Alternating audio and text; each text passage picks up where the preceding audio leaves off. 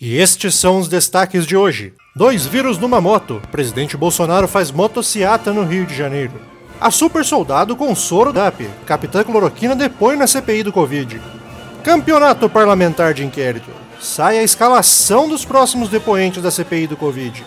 É de ficar tantando a cabeça. Dimas Covas depõe na CPI do Covid. Enfrentando os vírus.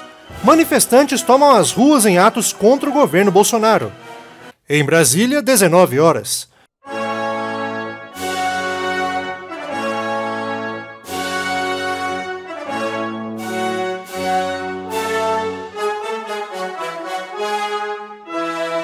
Está no ar a Rouquidão do Brasil, um programa de humor sobre as notícias do governo federal que movimentaram a semana.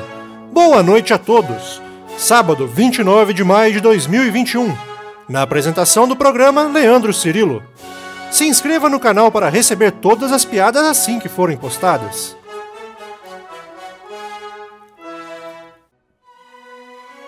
O presidente da República, Jair Messias Bolsonaro, organizou uma motociata no último domingo, dia 23 de maio, na cidade do Rio de Janeiro, reunindo diversos apoiadores.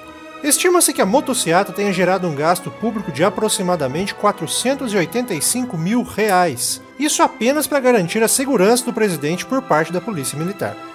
A notícia agrada especialmente aos defensores dos animais, já que em geral usa-se cães de pastoreio para ajudar na segurança de um rebanho de gado, enquanto o Brasil utilizou-se de policiais de pastoreio para isso. O presidente Bolsonaro tem a consciência tranquila de que não sofrerá impeachment por pedalada fiscal como a Dilma, já que ele estava andando de moto. Além de ter a nota fiscal da compra do Centrão para garantir que os processos de impeachment sequer sejam analisados.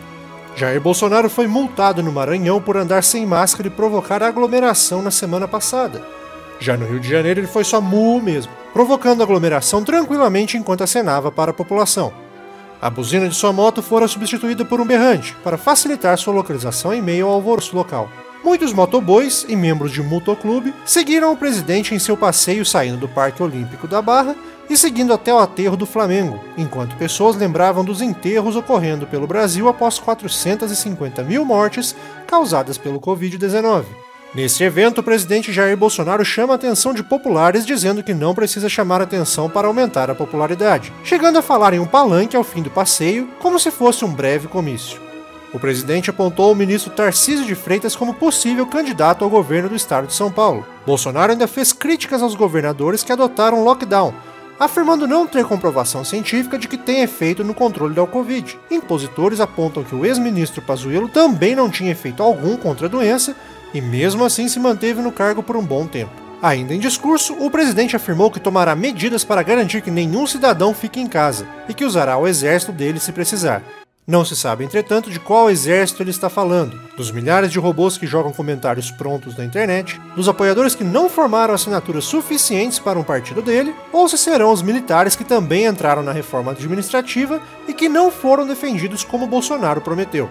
Ao fim da motociata, o presidente Jair Bolsonaro viajou para o Equador para a posse do novo presidente do país, Guilherme Lasso.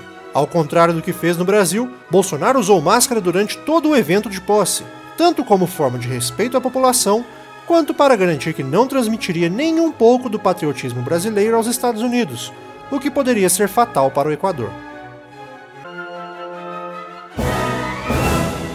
A pediatra Mayra Pinheiro, secretária de Gestão do Trabalho e Educação em Saúde do Ministério da Saúde, depôs hoje na CPI do Covid. O depoimento de Mayra é aguardado pelos senadores da comissão, uma vez que ela pode esclarecer a atuação do governo de Jair Bolsonaro na recomendação do tratamento precoce. Mayra Pinheiro é conhecida como a Capitã Cloroquina, que tomou um soro da verdade do WhatsApp e se tornou uma super soldado, que possui o poder da cloroquina para derrotar o Covid-19, mesmo que a cloroquina não tenha efeito contra a doença. A Capitã Cloroquina ainda usa seu diploma em medicina como escudo para se defender do ataque dos senadores, enquanto o presidente da República ainda vê o caveira vermelha em todo lugar. O ex-ministro e general do Exército, Eduardo Pazuello, é o testa de ferro deste grupo. O testa de ferro desenvolveu uma armadura que possui a inteligência artificial Jairs, que orienta sobre como proceder ao ser interrogado. Em caso de ataque, a armadura toma diversas medidas de defesa, mas só defende o presidente Jair Bolsonaro e não o testa de ferro. Curiosamente, essa armadura sabe andar de moto, é movida a cloroquina e não possui máscara. O Marcelo Queiroga representa o toupeirão arqueiro, que conta com supervisão capaz de ver coisas que outros humanos não veem. O peirão arqueiro viu mais de 55 milhões de pessoas vacinadas no Brasil, enquanto na realidade foram menos de 40 milhões. Disse que o governo recomenda e segue as normas de uso de máscara, distanciamento social e evita aglomerações, sendo que as 3 recomendações foram quebradas no domingo pelo presidente Bolsonaro e diversos apoiadores. 2 destes heróis, entretanto, não parecem se dar muito bem, já que se contradizem e se opõem em diversos momentos. A capitã Cloroquina desmentiu o Testa de Ferro dizendo que ele sabia sim com antecedência da falta de oxigênio em Manaus, que gerou todo o caos sanitário na cidade no início deste ano. O Testa de Ferro também havia dito não recomendar cloroquina, enquanto a capitã Cloroquina defende o medicamento em doses seguras. Segundo a ciência, não há dose segura de cloroquina para o tratamento contra a Covid, mas nerds de direita apontam que nem sempre as histórias de super-heróis seguem a ciência.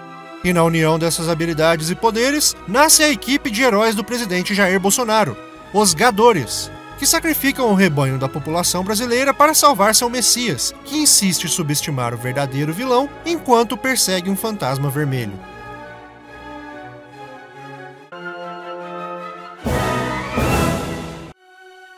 E ao fim de mais uma rodada do depoimento do Campeonato Parlamentar de Inquérito, a CPI do Covid, os parlamentares fazem um levantamento de seu desempenho. No jogo de ontem, os jogadores fizeram belíssimos lances para enganar o adversário, o que levou os espectadores à loucura. Uma das jogadas foi a alegação de que havia um pênis inflável na porta da Fiocruz, e geógrafos do país já deduzem que a Fiocruz seja o lugar que os negacionistas mandam aqueles pró-vacina, quando dizem vá para a casa do... A segunda jogada dos melhores momentos da CPI foi quando o senador Luiz Carlos Enzi trouxe para a mesa a alegação de que uma empresa estrangeira havia feito pesquisa sobre o efeito da cloroquina contra o Covid-19 e que uma das funcionárias da empresa é uma ex-atriz pornô. Considerando a zona em que se encontravam os dados da pesquisa e considerando que o governo parece estar de gozação com a cara da população quando recomenda cloroquina para todo mundo, alguns especialistas acharam válida a participação da atriz na pesquisa.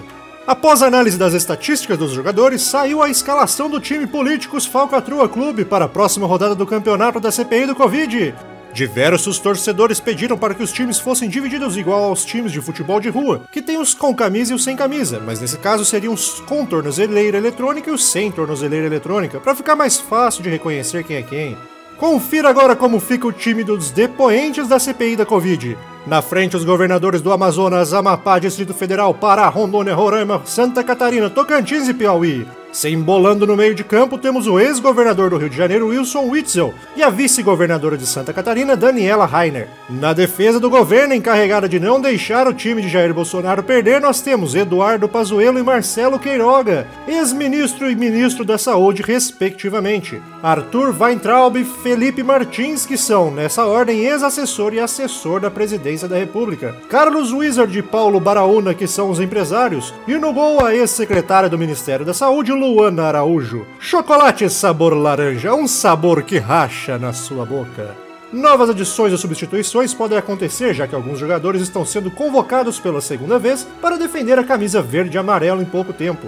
O governo está sentindo essa jogada da convocação dos jogadores, levantou a mão, pediu uma equipe médica e, exceto pelos governadores, todos os outros jogadores usam a camisa de número 17.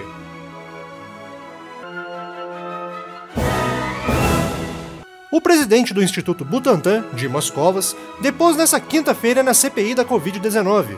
De acordo com o presidente do Butantan, o governo federal não aplicou recursos ao longo do desenvolvimento da Coronavac, o que atrasou ainda mais a produção do imunizante. Entretanto, é injusto cobrar investimentos de dinheiro do governo, já que ele acabou de aumentar o próprio salário de seus apoiadores, o que inviabiliza gastar dinheiro com coisas da China.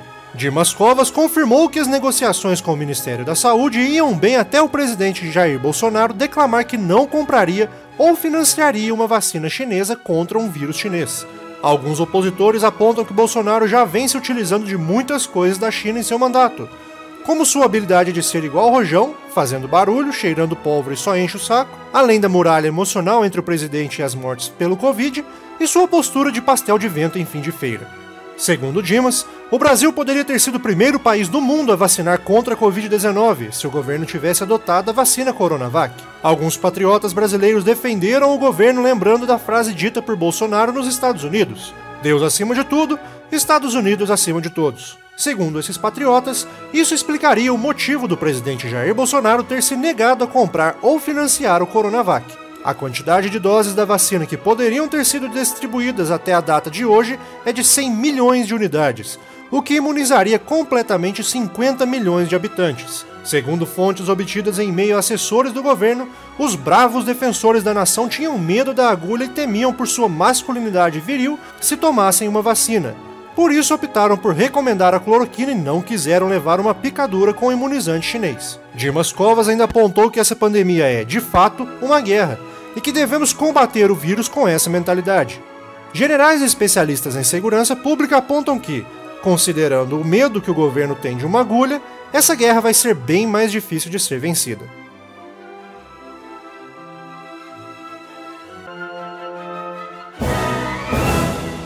Aconteceram neste sábado, dia 29 de maio, em todo o país, diversas manifestações contra o governo do presidente Jair Bolsonaro.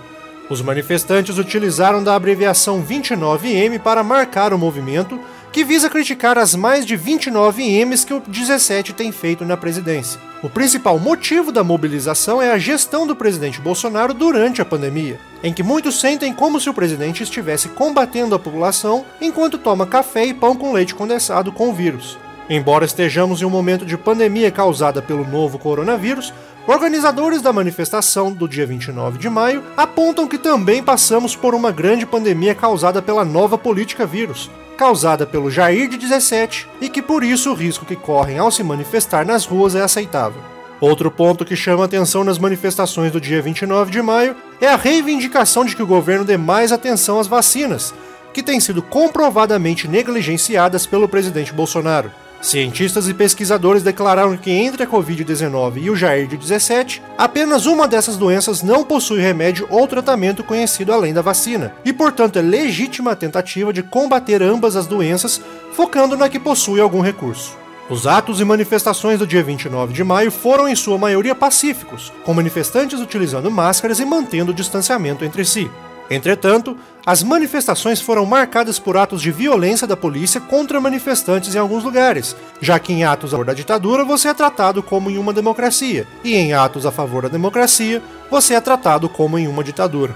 Uma vereadora do Recife fora agredida com spray de pimenta, e segundo imagens, ela não apresentava qualquer perigo à integridade dos agentes policiais ou de outro cidadão. Apoiadores do governo se sentiram profundamente refrescados ao verem a pimenta nos olhos de outro, principalmente quando o outro não concorda com eles.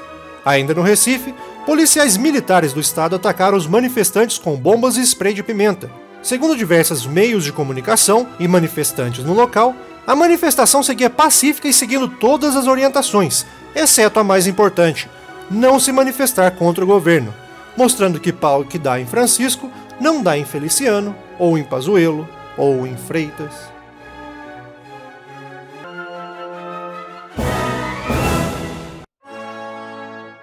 Essa foi a Rouquidão do Brasil. Na semana que vem voltamos com mais notícias. Não se esqueça de curtir e comentar neste vídeo. Obrigado e até lá!